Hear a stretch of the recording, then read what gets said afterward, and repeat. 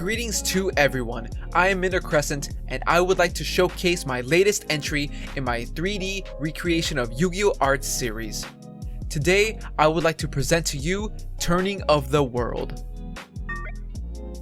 Turning of the World was released as a common in the set Cybernetic Horizon on July 26, 2018 for the TCG. It is a quick play spell card. The effect reads, this card is used to ritual summon Ruin, Queen of Oblivion, or Demise, King of Armageddon from your hand or deck. You must also tribute ritual monsters from your hand whose total levels equal or exceed the level of the ritual monster you ritual summon. You can only activate one Turning of the World per turn.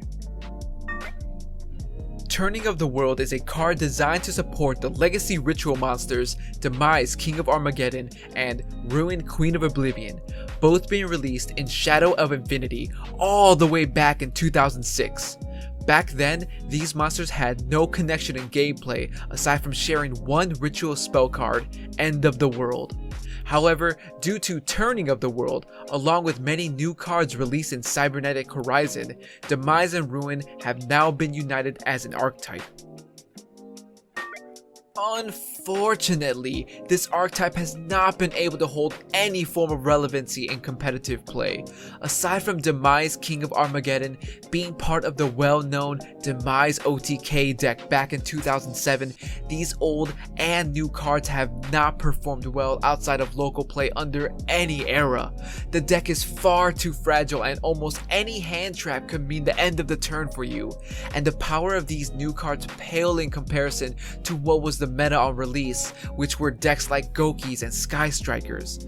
I really did have high hopes for this deck on announcement because I am a big fan of the Demise and Ruin lore. Although poor performing, these cards are beautiful to look at. How these artists present Demise and Ruin as divine beings, one of destruction, the other rebirth, the end and the beginning, both tending to the world in their own way, a necessary cycle of life. I chose to recreate Turning of the World because it best represents this duality. Other examples of this concept would be cards such as End of the World and Cycle of the World. There are also some unanswered questions as well, such as, who is the shadow behind Ruin? Some speculate it represents Garlandolf, King of Destruction, another ritual monster with extremely similar artwork and theming. If that is the case, then we can reach out to Garlandolf's counterpart, Divine Grace Northwemco. At this point, we need to ask ourselves, why is Northwemco on the card art of Spellbook of Life, which is a card that is part of the Spellbook archetype that has nothing to do with any of these other cards. Also, we can't ignore the 2005 Yu-Gi-Oh! World Championship prize cards King of Destruction Zezex and Queen of Fate Eternia. Now can we? We may have gone too far down the rabbit hole. Let's go back to Turning of the World. Not every card can reach relevancy, however, Turning of the World's art has left its mark in my heart, and I hope that you can appreciate it too. As for my 3D recreation, this is the first entry in my series. I broke the image down to 4 components, these components being the background, base, holder, and the glass along with what it contains. The background is just an image I created in a painting software. However, it is actually being displayed on a sphere that is surrounding the hourglass. You can't notice it since the camera is not moving, but it was nice to get my feet wet when it comes to applying textures to skyboxes. The second layer is the base. I've learned quite a bit when making the base. Like, never trust the Boolean tool. It might be because I'm bad, but every time I've used this tool in projects, it gives me an immediate solution for modeling, but will cause multiple problems down the line and will inevitably add more time to my work. I do love that the base contains both faces of Demise and Ruin, showing off that duality I spoke about earlier. The third layer is the holder. It took me quite some time to get this done as I spent a while getting the raised design on the caps right.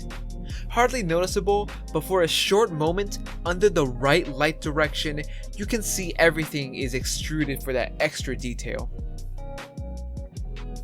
The fourth and last layer is the glass and the elements it contains. I did my best to make sure each building was placed exactly as the card art. Go ahead and pause the video, make the comparison yourself because I am quite proud of that. As for the flames, each one is a sphere that I unwrapped and textured and applied an alpha channel so that only the fire is seen. I hand drew the flames in. However, this process took far too long and the movements don't seem too convincing. A better route would be to have the program generate flames for me, so expect that in future entries.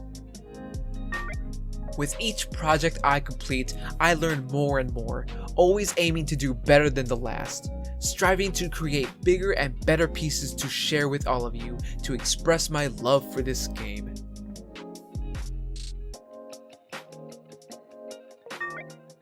It would bring me happiness if you would consider subscribing to me, for I wish to upload as much as I can, and having your company for this journey would be greatly appreciated.